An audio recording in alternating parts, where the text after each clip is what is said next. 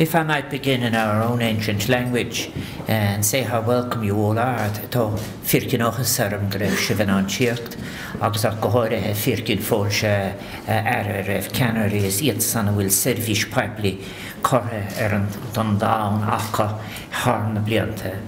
Dear friends, it's my pleasure to welcome such a distinguished group to Áras an Uachtaráin and indeed to Ireland, and I hope, looking at your programme, I am quite sure that you've had a fruitful first day of discussion on what is the first plenary meeting of the Interaction Council to be held on Irish soil. In that regard, I'm very particularly pleased to welcome the co-chairs, Bertie Ahern and Mr. Olusegun Obasanjo. Bertie Ahern is a former colleague of mine in Parliament and in Cabinet, a member of our Council of State, and indeed someone who has made a very significant contribution to peace and inclusive governance on this, not just on this island, but abroad. But for those of you who are seeing Ireland for the first time, I also hope that this initial visit will inspire you to come back and explore further the many human and natural riches that this island harbours. It is a land where an ancient Celtic civilization was infused and reshaped by visitors, by Viking and later Anglo-Norman influences, and then of course by the harsh stamp of centuries of colonisation by our nearest neighbour, with whom we have now forged strong bonds of friendship, symbolised by, for example, the exchange visits of our heads of state, and I have to tell you, put into practice every day in the social, cultural, economic and political realms. This is what has created the unique social and cultural tapestry that is contemporary Ireland, a contemporary Ireland that is celebrating diversity, continually changing. But I'm very glad to have this opportunity to meet you and to reflect with you on some of the shared challenges, but I emphasise also the possibilities for cooperation and renewal that lie ahead of us in this new century. Your experience, as we would say in Irish, your experience as former statesmen and women and the freedom you now have to think, reflect, suggest and indeed act with the wisdom that a long-term view allows, emancipated as you are from the too often insatiable and impatient pace of demanding daily active political life. This wisdom is a precious asset which you bring to the collective tasks of this new generation and the generations to come. The foundation of the Interaction Council in 1983 and the particular contributions, for example, of Helmut Schmidt, Takeo Fukuda and Pierre Trudeau, had the aim of combining that wisdom of experience that I speak of, in a wisdom of experience gathered in government, with the most rigorous analytical scholarship from the academy. Ideas, meeting with experience. The International Declaration on Human Responsibilities in 1997, which I've read, carried this spirit forward. And now, 20 years later, and on the eve of the 50th anniversary of the Universal Declaration on Human Rights at the United Nations, it has, of course, a renewed importance.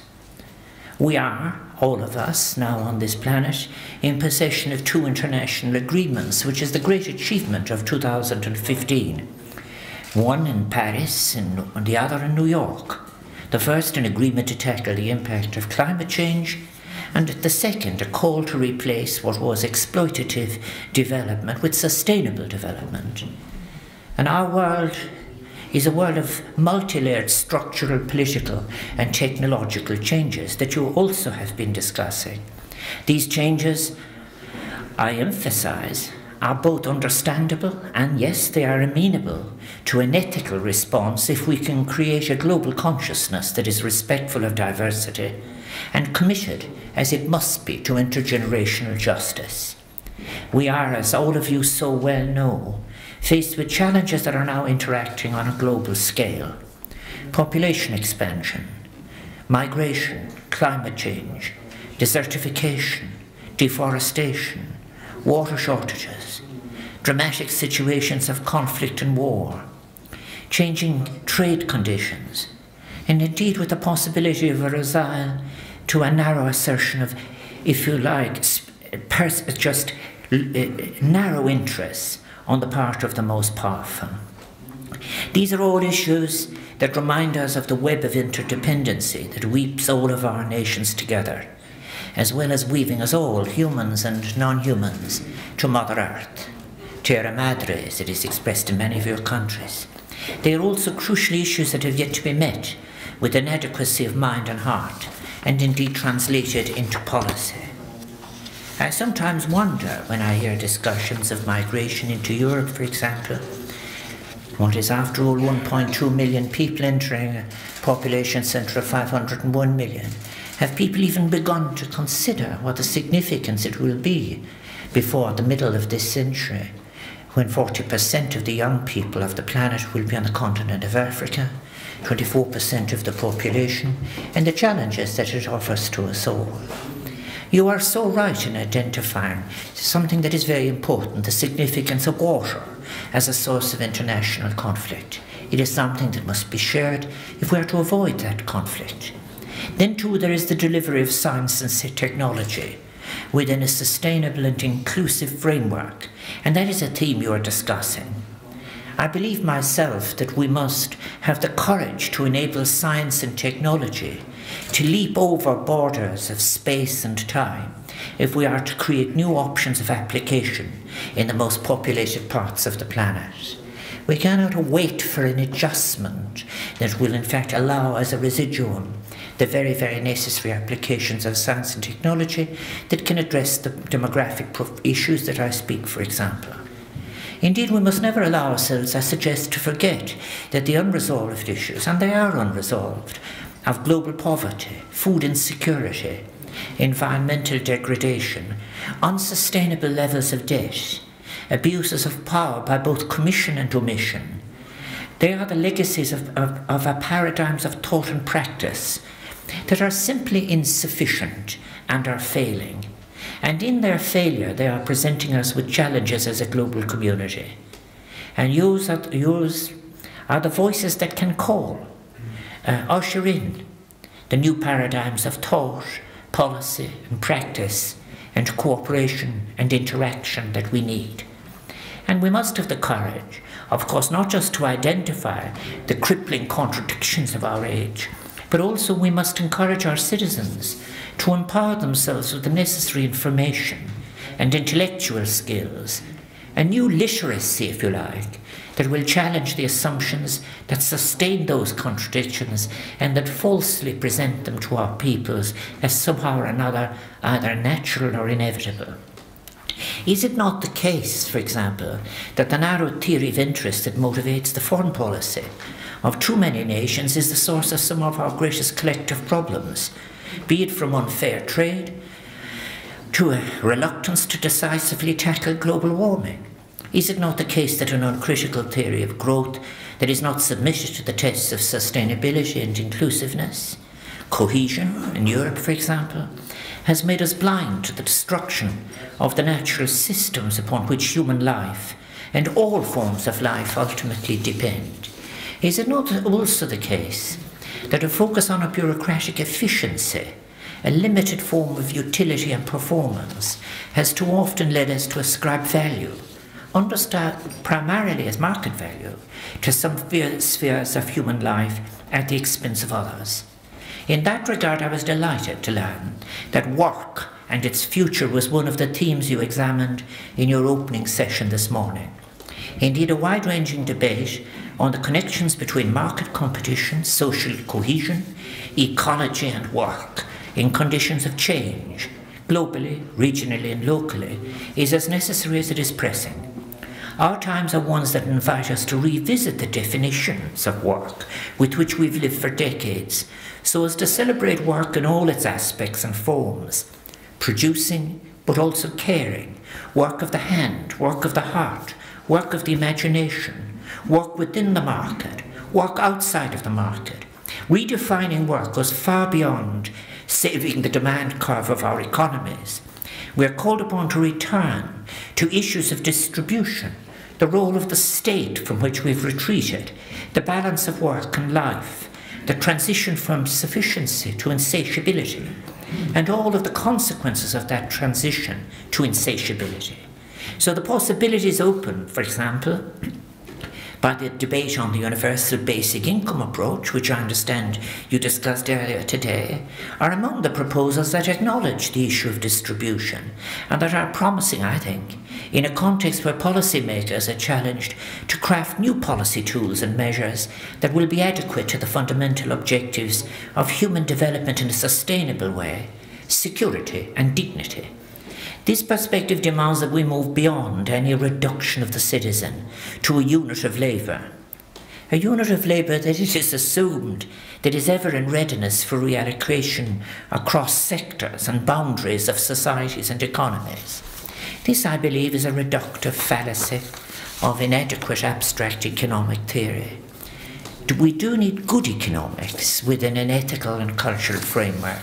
And my conviction, dear friends, is that the invention of new connections between, in some cases, restored connections between ethics, economy and ecology must be at the core of all work of political and intellectual reconstruction in this century.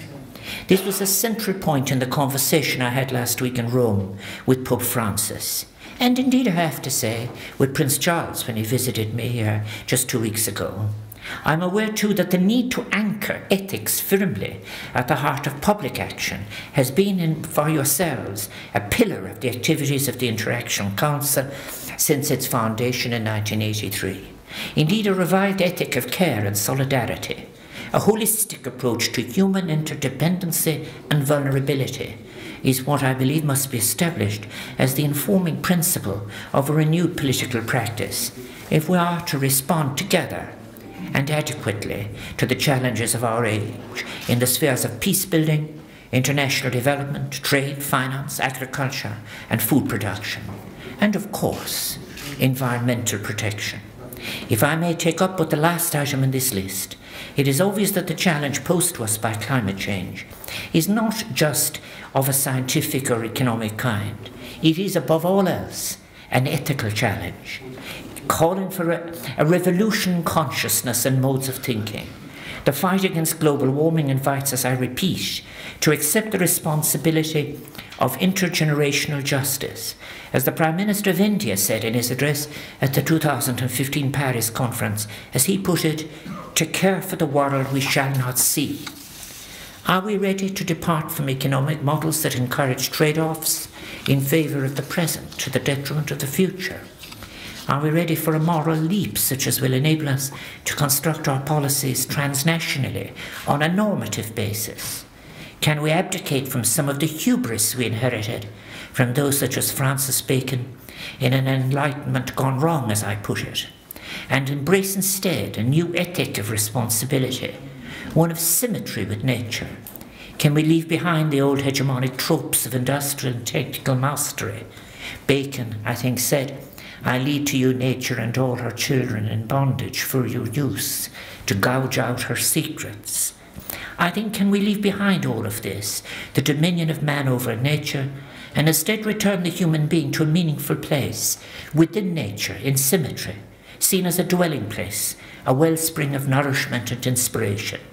In our seeking of an adequate ethic for the challenges of our times, an ethic which will heal the separation with nature, address the global reach of our actions and protect the right of future generations to dwell in harmony on our shared planet, I believe that we can draw from a variety of philosophical and cultural sources, as well as from those old patterns of wisdom and ancient mythic systems of which all our respective cultures have kept the memory. Our use of science and technology will better serve humanity, may I suggest, if it is ethically and culturally framed. Marfakal Square, to end, dear friends, let us recognise new realities, demographic, cultural, environmental, moral, that will shape our future and respond to them with political ambition, intellectual courage and creative innovation, but also with respect for the ethic of memory and cultural sensitivity, so that we might explore more fully the uncharted and fruitful intersections between science, technology, economy and, yes, ethics, and vernacular knowledge too. For let us remember next year when we celebrate the 50th anniversary of the Universal Declaration on Rights. It is wrong to see those universal rights either defined or put forward as a Western creation. The core of them and all of their diversity is there in the ancient belief systems, both revealed and non-revealed, around the world. At a juncture when the voices of fear and entrenchment are everywhere, but they're everywhere becoming louder, let us not relent either in our efforts to affirm that ours is a world that requires more, not less solidarity, more, not less understanding of complexity, diversity, and more, not less of cooperation on the common issues facing humanity. And that's why I'm so pleased that you are all from all different parts of the world to be able to come here. And I was so delighted when Bertie Ahern wrote to me and afforded me the opportunity of welcoming you. For I know that these principles that I've been mentioning are at the core of your actions as members of the Interaction Council. So may I then wish you all the very best in your future endeavours, fruitful discussions tomorrow, and an enjoyable few days in Dublin City. Gwyn gach agus bannacht ar grinú máracht, agus ar aber an cóla idir gníomhíochta sa tácaí. Is tá súlam gomennis salt as ar godam and malio a clear. It's got a mile marque. Thank you very, very much for visiting me, and thank you for affording me the opportunity of presenting you these remarks. Thank you.